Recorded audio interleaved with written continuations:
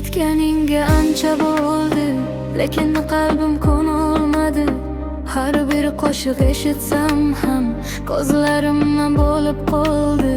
Biz yurgan o'sha ko'chalar hali seni eslatadi.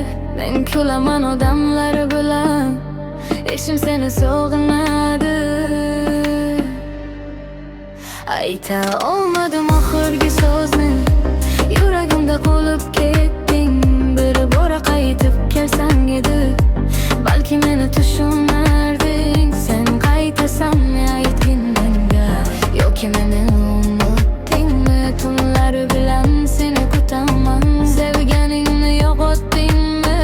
Sen qaytasan bir kun yana, qo'llarimni tutgani, men hanuz shu yerda yolg'iz seni kutib turibman. Sen qaytasan bir kun yana, qo'llarimni tutgani, men hanuz shu yerda yolg'iz seni kutib turibman.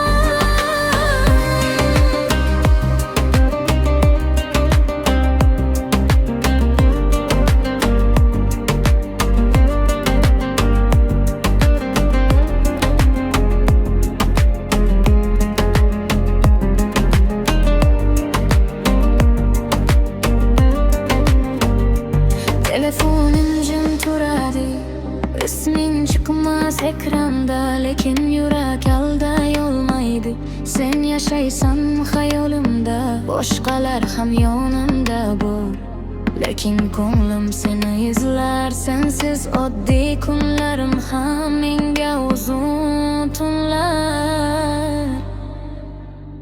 Ayta olmadim oxirgi so'zni,